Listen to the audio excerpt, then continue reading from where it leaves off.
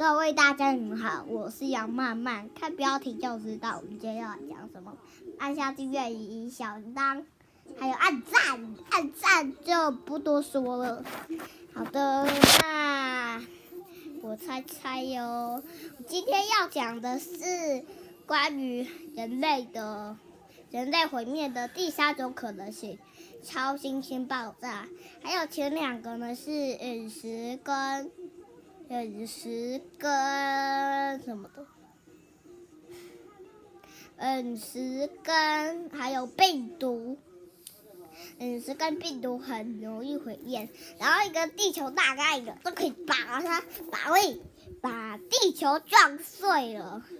还有一个，然后病毒之所以会毁灭人类的原因呢，就是因为它们会变异型。然后，如果全人类都得了武汉肺炎的话呢，这不就得了？等一下就高死了啊，对不对？干嘛买鬼灭的书包？你有病哦！他说我有病，人家说我病。谁这样？好的。再想一个超新星爆炸，离我们2020年离我们蛮近的红巨星，就快要2020年老高与小莫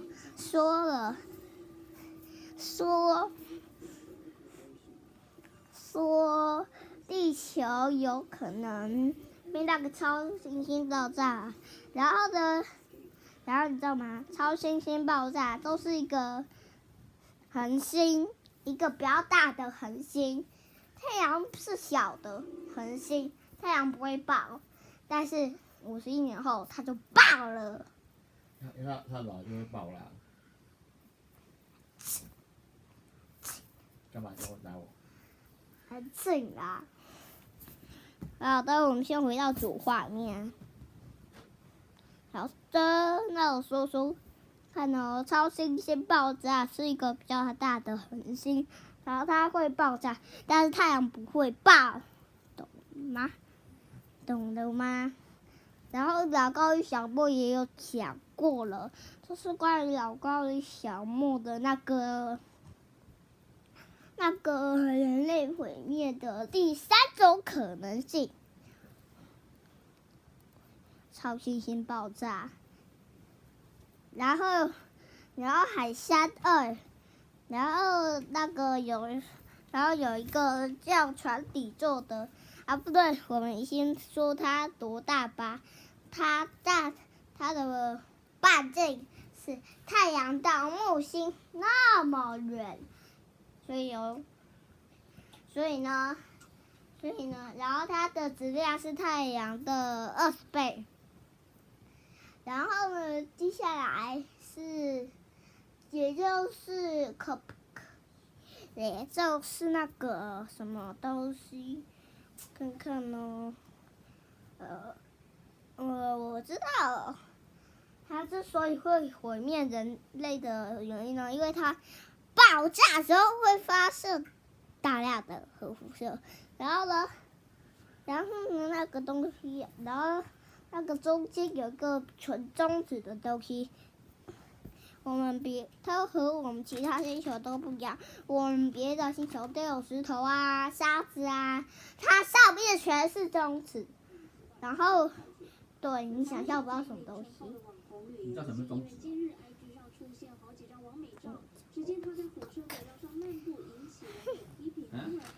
送礼哦，我不知道啦。你知道中子真是太厉害了。中子好像有几十亿吨重吧，几十亿吨重。中子很小吧？我也知中子道你，看不到。我也知道，它跟1米图，它比你小100倍啊！比细菌还小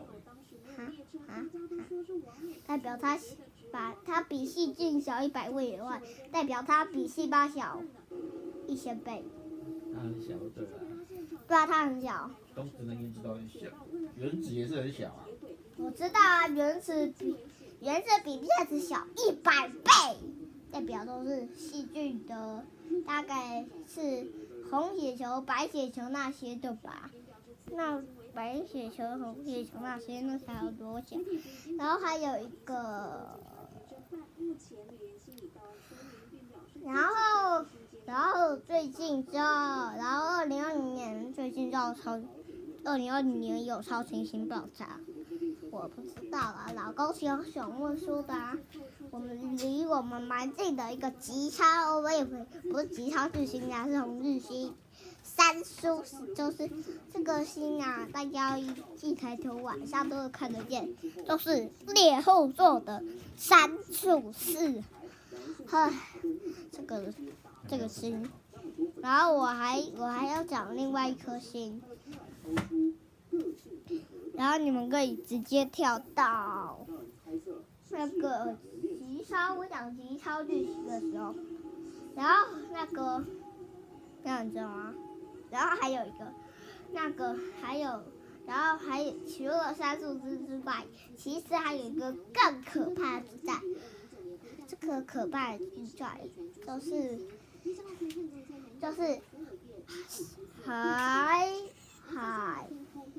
船底座的海山2赤木克星。我都没听过这个星座呢。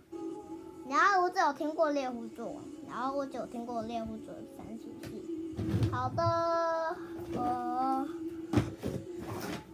我有听过猎户座。然后最后一个要讲的是什么呢？最后一个要讲的是，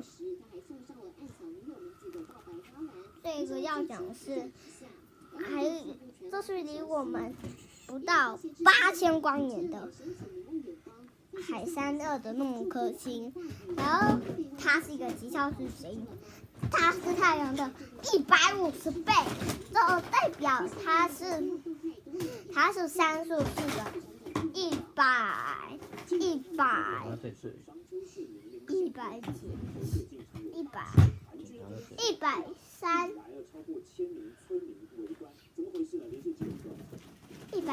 倍啊，130倍。它是那个谁的，那个314的那个海山2是314的130倍，因为呢314是太阳的20倍，代表是这样。好的，那我们到这还要讲一个东西，就是这个，然后像这么大的恒星爆炸，它不叫超新星爆炸，这叫极超新星爆炸。超新星爆炸中间弹出水中子星，极超新星爆炸中间弹出深黑洞，就是中子都没有办法存在，一下压成一个点了，一下压成一个点了，一下压成一个点了，一下压成一个点了。然后还有一个，然后呢，这个只要爆炸也会发生大量红色波，然后可以打到宇宙的边界，这个很强欸，对不对啊，各位？然后黑洞会把中所有东西进去，然后你想要看那个在宇宙那边看那个的话，你最好要小心了，它一爆炸你就赶快离开，要不然就被吸进去。那有可能你会被吸进去啊，也有可能你直接死掉，因为核辐射把你打到宇宙边界，那你在宇宙边界还在空。好，它最后喷出那些物质。闪光跟碎片飘荡在宇宙中的时候，超新星爆炸，然后比太阳大对，然后这个比太阳8倍以上的恒星就会产生超新星爆炸，但是如果是大88倍以上的话，就是极超新星爆炸，高欸。那我们再见，拜拜。